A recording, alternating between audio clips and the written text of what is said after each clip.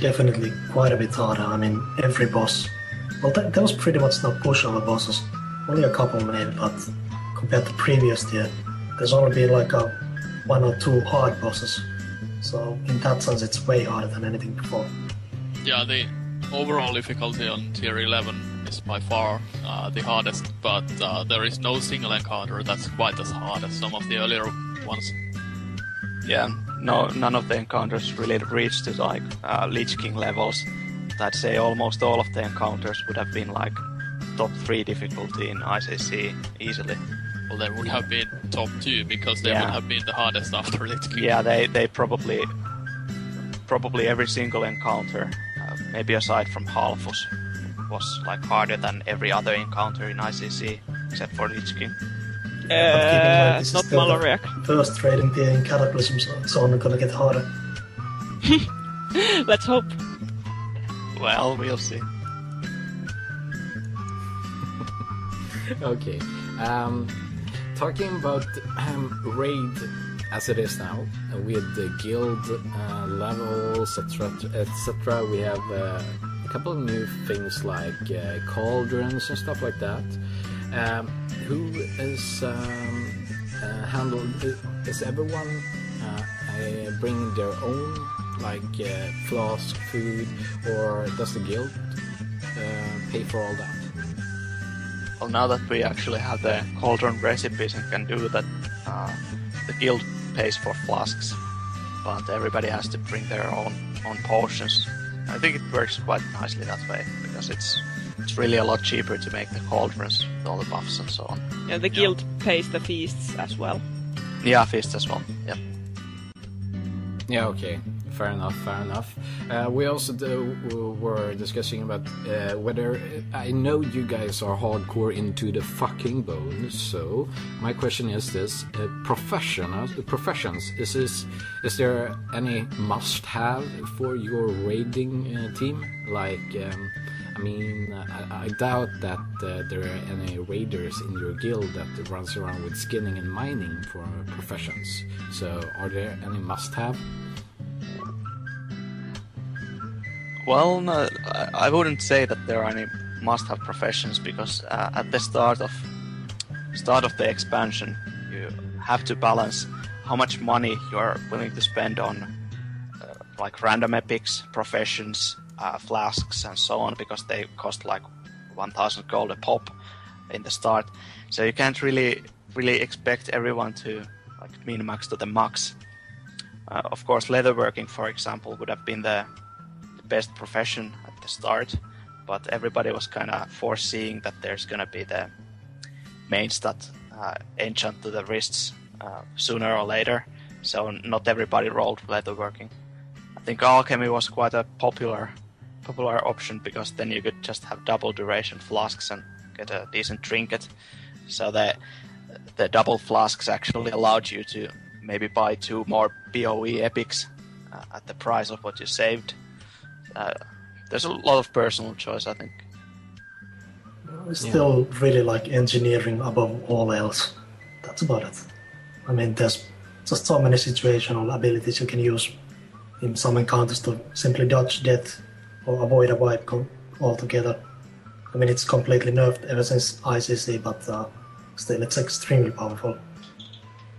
Yeah, but there's no absolute requirement that you must have this and that profession, but you are expected to at least have professions that give some kind of benefit. So if you come up in a raid with you're a healer and you come up with herbalism, you might not be very well received. Yeah, but then again, if we were to play an alliance, I think pretty much everyone would be playing a Paragon. Definitely. Yeah. But that's not a profession, is it? Yeah, it's... Yeah. Well, it's kind of related. Yeah, it is. Anyways, just a quick shout out to the guys in the IRC. Yeah, we know I have some problem with the background song. I think it's sorted now, hopefully. Please give me a thumbs up. And if you have questions for Paragon, please write in the IRC chat and we might take them. I'm not promising you anything, but we might take them. One thing I've been wondering about, much actually, because when I raid, it's like, okay, you go to tank spot and watch the fucking video, and pew pew, and let's kill the boss. You guys don't have that luxury.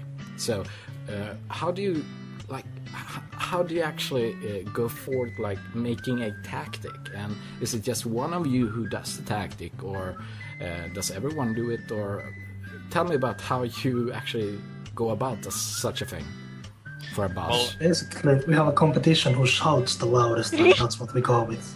Pretty much. That's pretty accurate.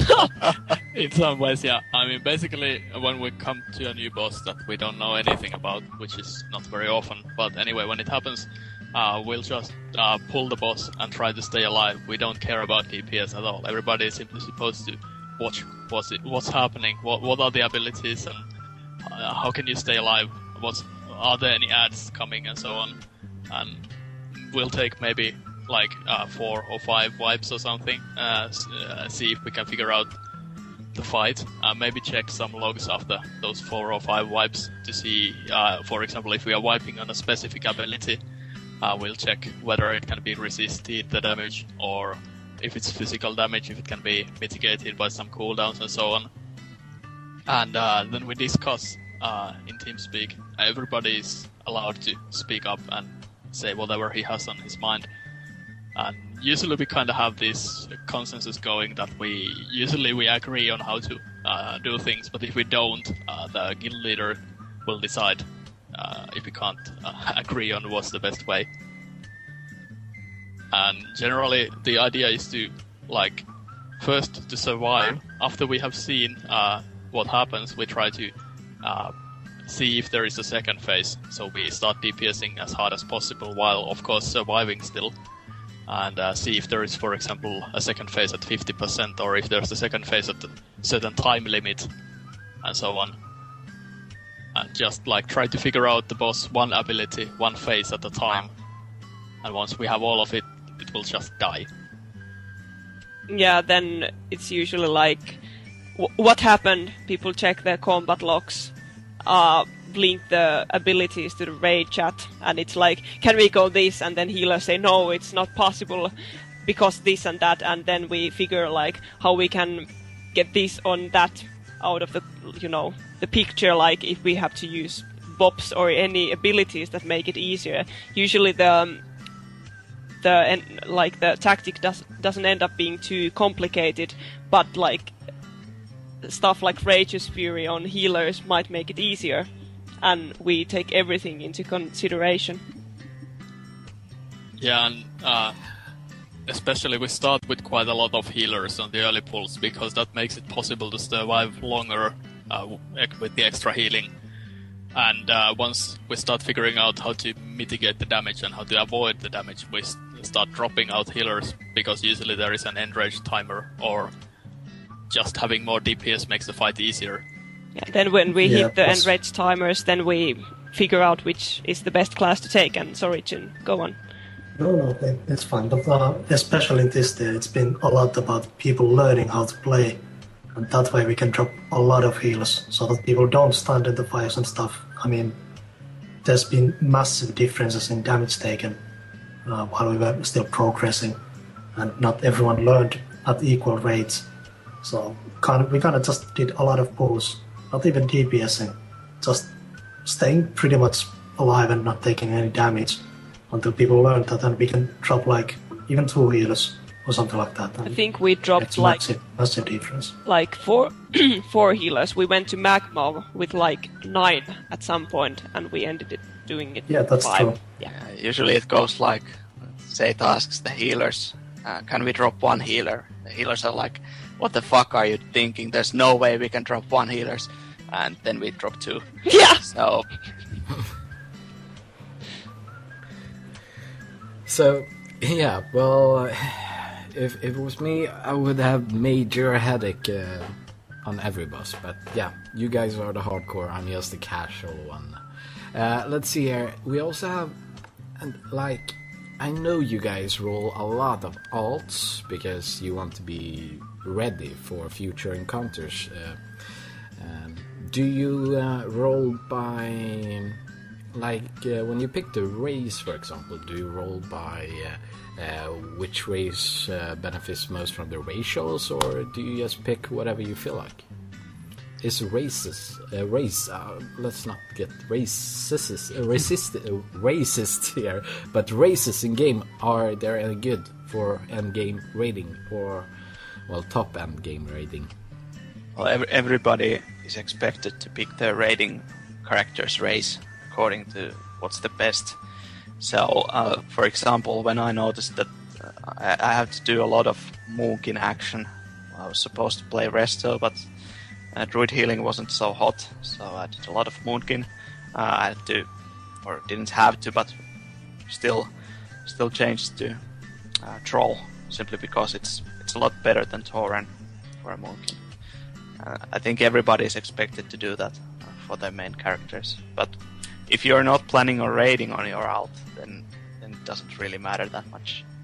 Yeah, or basically quite a few of the alts are old characters from a long time ago, so not all of them have the optimal race, and not everybody is prepared to switch races all the time. Like, I'm still Orc, even though it's not by far the best. But the switching race, like, I don't know, every 2 months is getting a little bit boring. Yeah, and in that case, it's probably quite a close call, but yeah, then there's comparisons that aren't close at all. So then you know what to do. Donate your 20 euros to Blizzard, and Yeah, and I guess that's how they make money.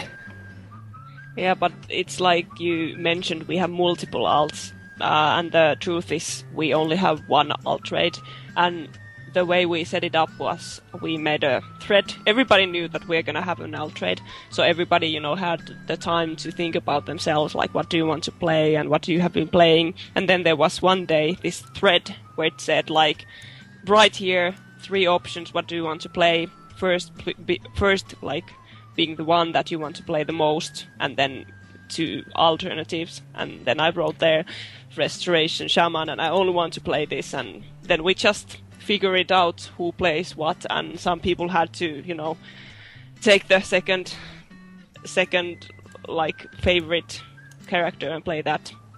But yeah, well, there is some consideration for the roles in the main raids taken into account. For example, the people who play melee in the main raid are kinda expected to take a ranged DPS as the primary alt, because that way stacking the main raid is possible.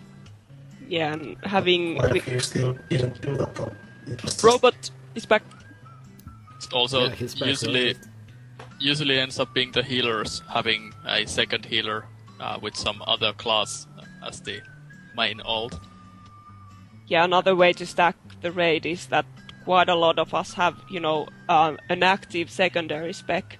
Like, I can play Discipline or Holy Priest, and then there is Gu, who plays a Shaman in our guild, who can play Elemental, and Kahva can play Enhancement, and Verdisha is doing the 3rd tank / warrior duty. So that's one way to stack the raid as well.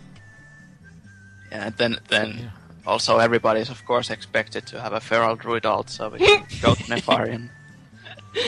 Yeah, we just had so many druids No. that it was possible. Yeah, about Feral here, we need to sort something out. Was it Nefarian where you had like shit tons of Ferals in your raid? It was only 10. Picture? Yeah. Only 10. It was Yeah. only 10. Yeah, but was that for real? Because it's a lot of speculation of that you just wanted to mess with, like, say, the other guild's mind that this is a good setup, but in fact you raided with a complete other setup. No, it's for real. We had 11 druids in it, and 10 of them were Feral, simply because Feral was the best class for spec on that particular encounter. And we looked at our main and alt roster and noticed that, hey, we can actually bring 10 Feral druids, so why not do that? And so we did.